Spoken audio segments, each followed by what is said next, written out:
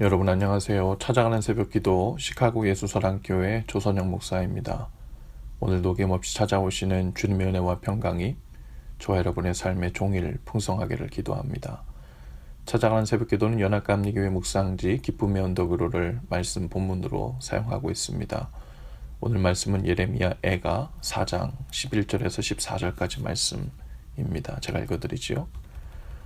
여호와께서 그의 분을 내시며 그의 맹렬한 진노를 쏟으시며 시온에 불을 지르사 그 터를 사르셨도다. 대적과 원수가 예루살렘 성문으로 들어갈 줄은 세상의 모든 왕들과 천하 모든 백성이 믿지 못하였었도다. 그의 선지자들의 죄들과 제사장들의 죄악들 때문이니 그들이 성읍 안에서 의인들의 피를 흘렸도다. 그들이 거리거리에서 맹인같이 방황하며 그들의 옷들이 피에 더러워졌으므로 그들이 만질 수 없도다. 아멘. 예루살렘은 무언가에 질질 끌려가듯 서서히 멸망해 갔죠. 다른 어떤 심판보다도 기근이라는 그 어려움에 빠져서 그 성읍을 멸망케 하는 주 원인이 되었죠. 예루살렘은 스스로가 멸망해 가고 있는 것을 느끼도록 아주 조금씩 멸망해 갔습니다. 예루살렘은 일찍이 불과 유황으로 심판을 받았던 소돔성보다도 더 엄중한 심판을 받았습니다. 그 죄가 훨씬 무거웠기 때문에 그렇기도 했지만 당시의 소돔은 예루살렘이 받았던 은총을 받은 적이 없었죠. 그러나 예루살렘은 하나님의 돌이키라는 경고의 은총을 혹은 용서하시고 참아주시는 그 오랜 기간의 은총을 받았음에도 불구하고 돌이키지 않았습니다. 그것이 훨씬 더 무거운 죄였죠. 예루살렘은 정말 하나님의 크신 자비와 인내를 끝까지 시험했습니다. 급기야 더 이상 물러설 수 없는 곳까지 간 거죠. 10절에 보면 기근 속에서 갈대아 군대에게 완전히 포위를 당해 성문 밖에도 나서지 못하게 된 이스라엘 백성들은 급기야 부녀들이 자기의 자녀들을 삶아먹는 비참한 지경에까지 이르렀다고 했어요. 오늘 본문의 말씀처럼 이스라엘 백성에게 이러한 멸망이 주어진 것은 정말 주변 나라와 온 세상의 천하 모든 사람들이 듣고 깜짝 놀랄 만한 소식이었습니다. 그들은 예루살렘은 위대한 왕의 성으로 알고 있었기 때문이죠. 그래서 그들은 하나님께서 그 성을 보호하시기 위하여 어떠한 대적이 공격하더라도 소용이 없을 것이라고 생각했었습니다. 예루살렘이 파멸케 된 죄악들이 13절과 14절에 나오고 있는데요. 대표적으로는 당시 선지자들의 죄와 제사장들의 죄 때문이라고 했습니다. 그들에게 핍박의 죄가 있었다고 합니다.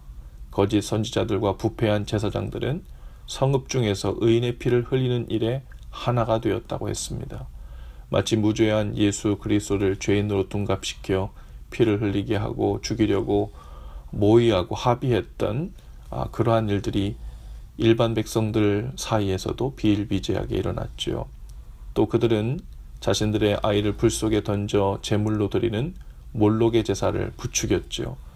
우상 숭배의 공공연히 앞장을 서고 있었습니다.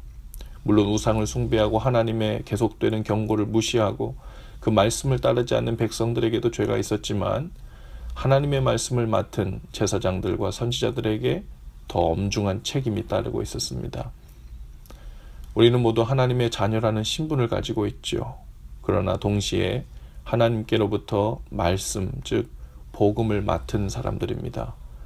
이 땅을 사는 동안 하나님의 자녀라는 신분만을 앞세우면서 복을 받아 누리고 보호받고 은혜를 입는 것만 생각해서는 안 되죠. 말씀을 맡은 자들에게는 그 말씀을 바로 전하고 안타까움으로 전하고 또 기도하며 독려하는 책임이 함께 주어져 있습니다.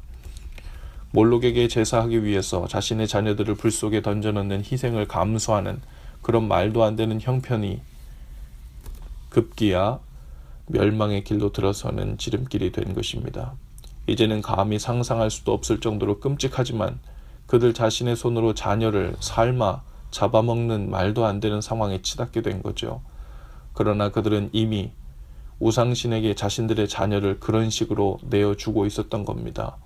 그들은 이미 스스로 멸망하고 있었지만 깨닫지 못하고 있었을 뿐입니다. 하나님께서는 이미 여러 죄악 중에서 스스로 멸망하고 있는 자녀들의 영적인 상태와 상황이 어떠한지를 보여주고 계셨어요. 얼마나 비참하고 가련하고 가난하고 눈멀었었는지를 알게 하신 거죠. 우리도 지금 어떤 죄악 속에서 이미 스스로 패망의 길로 달려가고 있는 것은 아닌지 돌아볼 수 있기를 바랍니다. 몰록이라는 신에게 제사하기 위하여, 혹은 세상이 우리를 유혹하는 것을 따라, 그 가치와 문화를 따라 살기 위해 하나님의 뜻과 경고를 무시하고 계속해서 내가 원하는 길로 달리고 있는 것은 어떤 것일까요? 그것을 통해 사랑하는 사람들에게 상처를 주고 고통스럽게 하며 심지어는 하나님을 떠나게 만드는 일을 부추기고 있지는 않은지 돌아볼 수 있기를 바랍니다. 그러한 삶은 나중에 하나님의 심판을 불러올 수도 있다고 표현할 수도 있지만, 정확히는 이미 스스로 패망하는 인생을 살고 있는 거죠. 어떻게 거룩한 예루살렘 성에 이방 군대의 말발굽이 들어오게 할 수 있는가 하는 일로 온 세상이 깜짝 놀랐다고 했습니다. 거룩한 하나님의 백성들의 삶이라고 할지라도 이미 그 마음에서 하나님을 떠나 이방인과 같이 죄악을 향해 달려가고 있는 삶이라면 깜짝 놀랄 만한 일들이 벌어지지 않을 것이라고 장담할 수 없죠. 하나님께서 버리신 것이 아니라 이스라엘이 이미 그분의 손을 떠나버렸기 때문입니다. 심판과 죽음은 하나님께서 주도적으로 주시는 것으로 이해할 수도 있지만, 실상은 이미 죄악을 향해 달려가는 죄인들이 이미 하나님의 사랑과 자비로부터 뒷걸음질 치며 그 손을 은혜의 길로부터 벗어나 있는 상태를 있는 그대로 일컫는 말이기도 합니다. 더 죄의 길로 내달리면 하나님이 심판하실지도 모른다는 경고가 아니라, 이미 스스로 자신을 멸망시켜가는 길에서 돌아서지 않으면 그대로 그 길의 끝에서 멸망하게 된다는 것, 그 속에서 자신을 발견하게 된다는 것을 의미하기도 하죠. 오늘 우리 자신을 더욱 살필 수 있기를 바랍니다. 우리는 하나님의 거룩한 자녀라는 외적인 신분만을 믿고 하나님으로부터 뒷걸음질 치면서 죄악으로 내달리고 있다면 정말 무서운 일입니다. 이미 멸망의 삶을 살고 있으면서도 알지 못하는 것과 같죠. 노아 홍수 때 이미 폭우가 내려 가슴까지 차오르고 있는데도 불구하고 여전히 설마하며 죄악길에서 돌이키지 않는 것과 마찬가지입니다. 하나님의 말씀을 맡은 자로서 그 앞에 바로 서야 함을 기억할 수 있기를 바라요. 특별히 나에게 맡기신 가족들 혹은 소그룹 멤버들, 그리고 친구들과 가까운 이웃들을 향한 주님의 마음을 보이고 나누고 기도하는 일에 부지런할 수 있기를 주님의 이름으로 축복합니다. 기도합시다. 주님, 맡은 자들에게 구할 것은 충성이라고 하셨는데, 하나님의 사랑과 말씀을 맡은 자들로서 그것을 보이고 전하는 일에 게을르지 않게 하옵소서. 스스로 멸망하고 있는 죄악의 길에서도 돌이키게 하시고, 고집스럽게도 돌이킬 줄 모르는 사람들에게 그 말씀을 전하고 외치며 기도하게 하옵소서. 깨닫고 돌이키는 은혜를 우리 각 개인과 가정 위에, 그리고 교회 위에 부어 주옵소서. 예수님 이름으로 기도합니다. 아멘. 여러분, 오늘도 예수 사랑으로 화이팅입니다. 내일 아침에 다시 찾아뵙지요.